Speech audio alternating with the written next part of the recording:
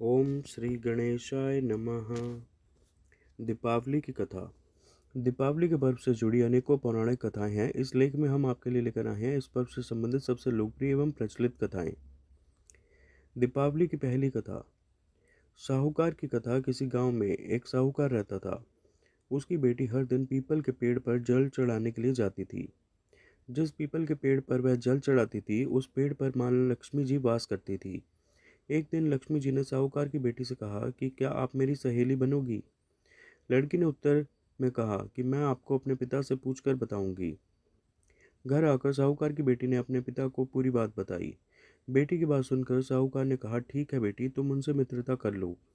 दूसरे दिन साहूकार की बेटी ने लक्ष्मी जी को अपनी सहेली बना लिया।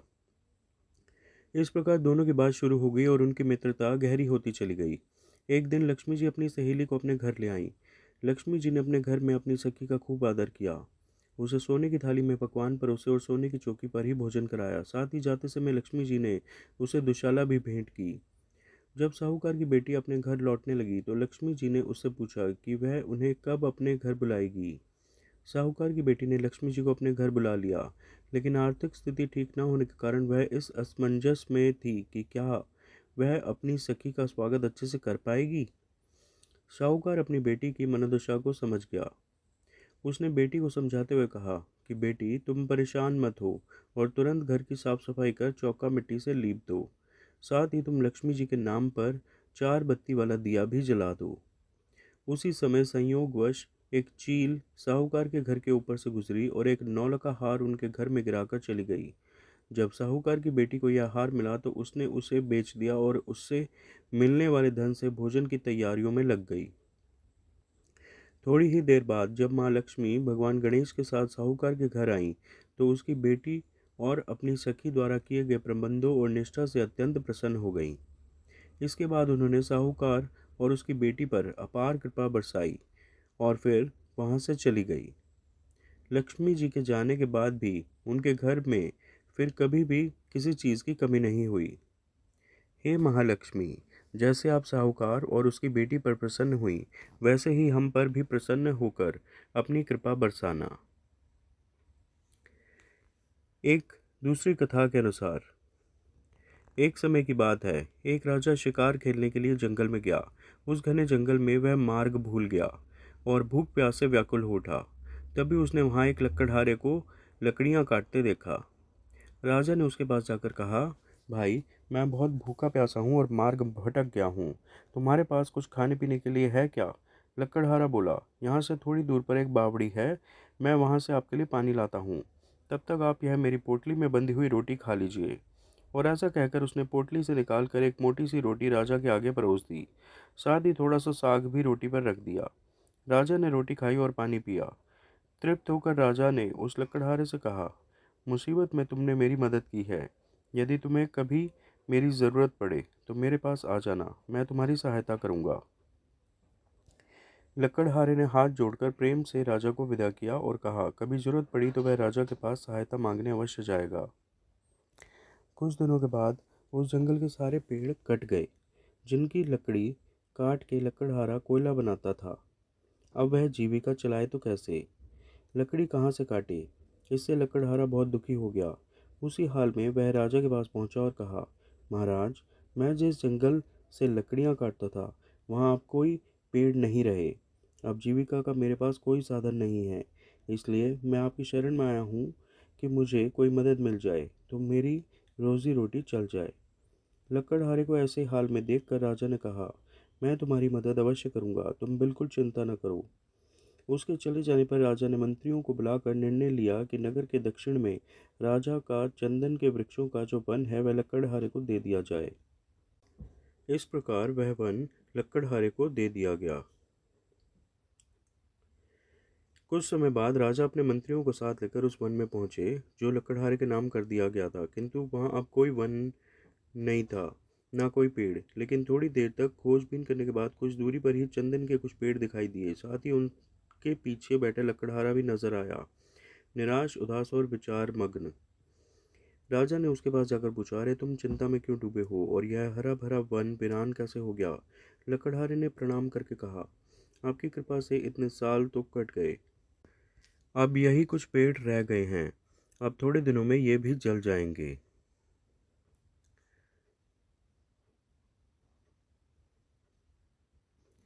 चिंता इसी बात की है कि इसके बाद मैं क्या करूँगा। राजा ने आश्चर्य से पूछा, ये तो थोड़े से रह गए, इतने बड़े जंगल का तुमने क्या किया? लकड़हारा बोला, रोज लकड़ी काटता हूँ, जलाकर कोयला बनाता हूँ, वही बाजार में बेचकर पेट पालता हूँ।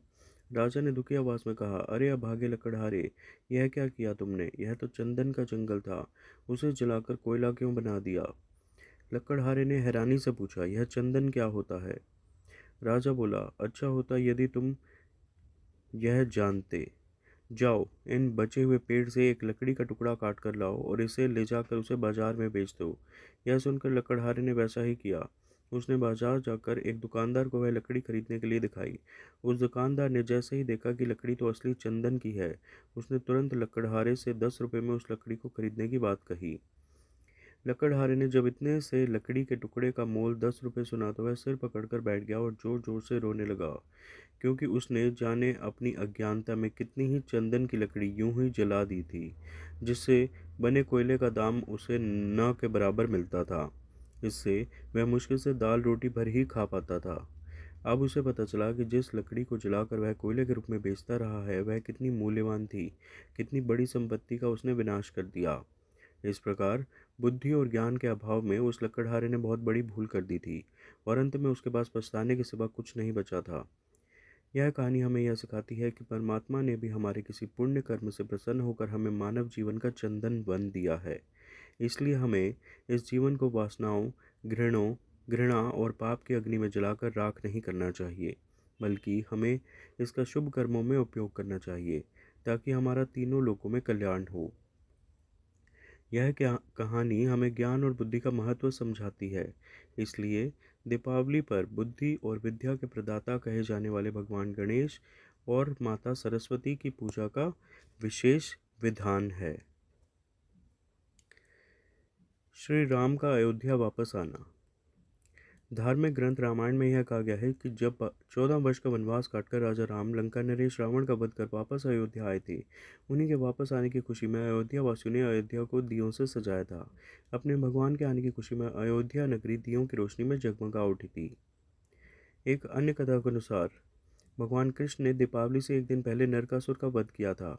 नरकासुर एक दानव था और उसके पृथ्वी लोक को उससे आतंक से मुक्त किया था। बुराई पर अच्छाई की जीत के प्रतीक के रूप में भी दीपावली पर्व मनाया जाता है। एक अन्य कथा के अनुसार एक बार के साधु के मन में राजसिक सुख भोगने का विचार आया। इसके लिए उसने लक्ष्मी जी को प्रसन्न करने के लिए तपस्या करनी प्रारंभ कर दी। तपस्या पूरी होने पर लक्ष्मी जी ने प्रसन्न होकर उसे मनवांछित वरदान दे दिया। वरदान प्राप्त करने के बाद वह साधु राजा के दरबार में पहुंचा और सिंहासन पर चढ़कर राजा का मुकुट नीचे गिरा दिया। राजा ने देखा कि मुकुट के अंदर से एक विषैला सांप निकलकर भागा। यह देखकर राजा बहुत प्रसन्न हुआ, क्योंकि साधु ने सर्प से राजा की रक्षा की थी। इसी प्रकार एक बार साधु ने सभी दरबारियों को फौरन राजमहल से बाहर जाने को कहा। सभी के बाहर जाते ही राजमहल गिरकर खंडहर में बदल गया। राजा ने फिर उसकी प्रशंसा की। अपनी प्रशंसा सुनकर साधु के मन में अहंकार आने लगा। साधु को अपनी गलती का पता चला। उसने गणपति को प्रसन्न किया। गणपति के प्रसन्न होने पर राजा की नाराजगी दूर हो और साधु को उसका स्थान वापस दे दिया गया। इसीलिए कहा गया है कि धन के लिए बुद्धि का होना आवश्यक है। यही कारण है कि दीपावली पर लक्ष्मी व श्री गणेश के रूप में धन व बुद्धि की पूजा की जाती है। इंद्र और बलि की कथा। एक बार देवताओं के राजा इंद्र से डर कर राक्षस राज बलि कहीं जाकर छुप गए। देवराज इंद्र दैत्यराज को ढूंढते ढूंढते एक खाली घर में पहुंचे। वहां बलि गधे के रूप में छुपे हुए थे। दोनों की आपस में बातचीत होने लगी। उन दोनों की बातचीत अभी चल ही रही थी कि उसी समय दैत्यराज बलि के शरीर से एक स्त्री बाहर निकली। देवराज इंद्र के पूछने पर स्त्री ने कहा कि मैं देवी लक्ष्मी हूँ और दैत्यों को छोड़कर मेरी ओर अग्रसर क्यों हो रही हो? मैं स्वभाववश एक स्थान पर टिककर नहीं रहती हूँ, परंतु मैं उसी स्थान पर स्थिर होकर रहती हूँ जहाँ सत्य, दान, व्रत, तप, पराक्रम तथा धर्म रहते हैं।